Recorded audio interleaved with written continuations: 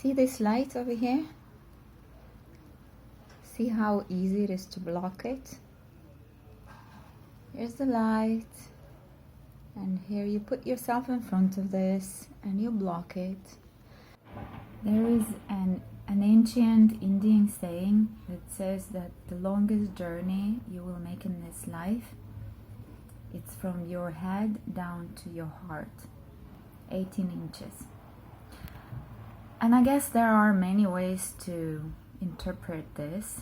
I think that what I understand from this is that in your head, you constantly hear your own thoughts. They're speaking so loud. And in your heart, you need to listen first very, very carefully with a lot of work before you hear anything there. And so I guess it's this going down from hearing to listening to this sacred space where most of your humanity doesn't exist. Just you, your intuition, your soul. So I went for a week to spend the time in a place that's like holistic treatment center for oncological patients that teaches you how to listen to your heart. And I want to share some of these things. I actually left my baby at home with my partner and my older daughter. I have an older daughter who is 22 and a half. I waited till she will get old so she could do the babysitting. No, just kidding. The dynamics between all of us are not easy, and I'm always feeling responsible for what's happening here, and I had to let go of all of this and go away. And apparently there were so many more things I had to let go during this week. So ever since I was diagnosed, I felt that I was put on this train, like a fast train with no destination, and it was extremely uncomfortable. You know, me being Jewish, I come from the background of Holocaust images, so to me it was like this, these cattle wagons that Jews were put on and sent to concentration camps, that kind of a train where I didn't know where it's going. I really want to get off, but you can't get off that train. And what you experience is a loss of control. So it was very inspiring that that during this week that I spent there, even though it was extremely difficult work, emotional work that we were forced to do, at the end of this, the main feeling is that I am given back some of the control over my life in shape of tools as techniques in order to access my inner self and work from there with my body that is sick right now. So I got to this place. It's like another kind of weird train where you don't know who is sitting next to you. There was a variety of women. Obviously all of them went through cancer, and there are a big girl from a Jerusalem village, a religious girl from far south, like a high up-rank CEO of some insurance company, school teachers, another artist, me, just name it. We were all there, and I didn't understand how we were gonna even connect. But what I've discovered that when you actually work from your heart and open your heart, it really doesn't matter anymore where you're coming from or what your brain has to say about compatibility with other people. Because at the end, we all are connected, and it's just a matter of finding this connection, not through the brain, but through your heart.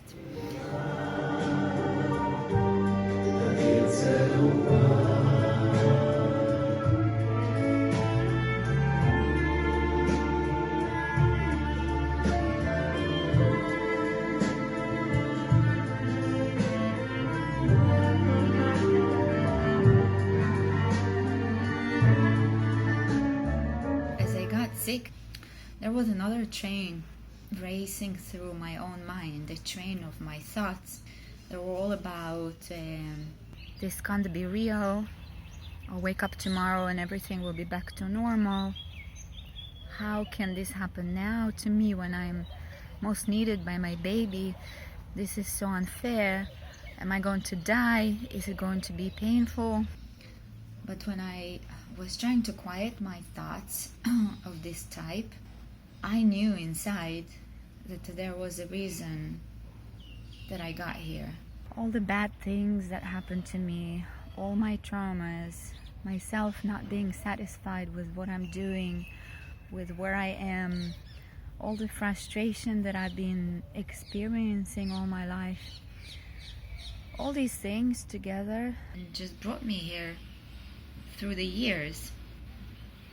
Okay, I understood that, but what could I do to fix it?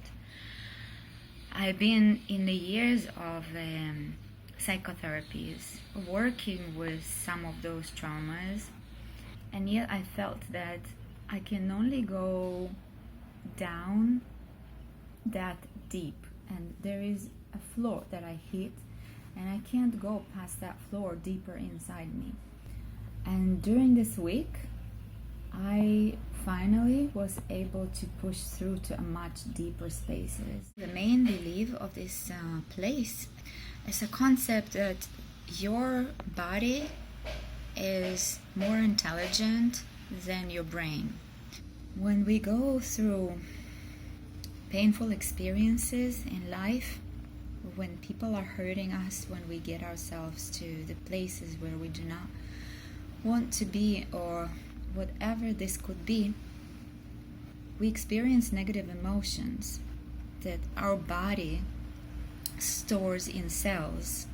This could be fear, sadness, emotional pain, like things like dry throat, racing heart, tears, spasms in particular parts of the body like the throat or a stomach. So all these things, they're just being stored there in our bodies, and if we don't learn how to process them and release them, they could be the triggers of particular diseases. Diseases that take a long time to cook in our bodies. We were given a variety of different techniques and tools, different types of meditations, guided meditations. Things are called energetic cleansing, journey.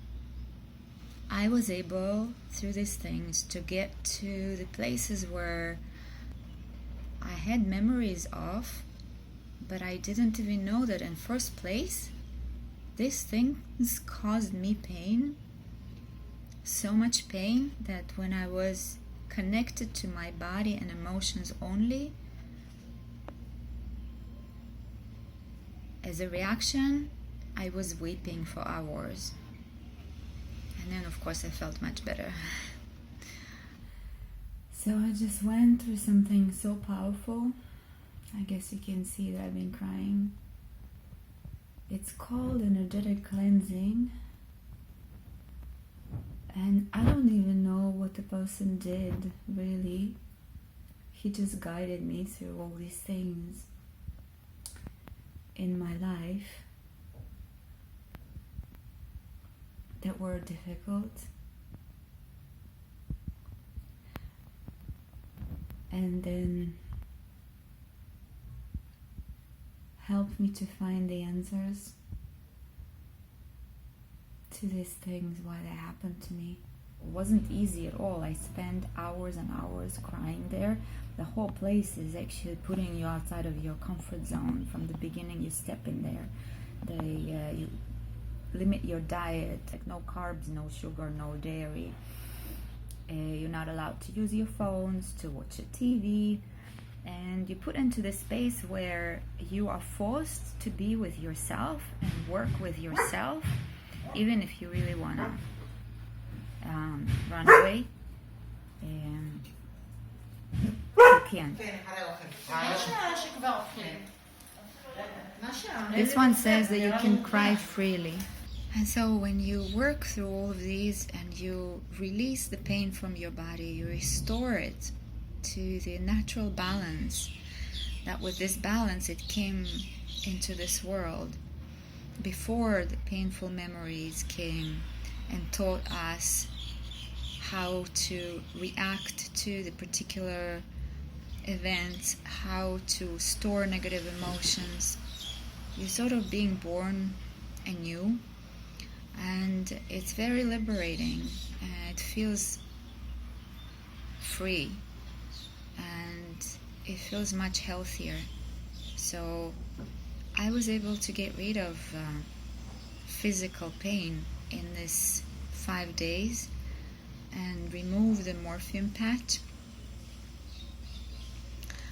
And that was the biggest proof to me that these things work.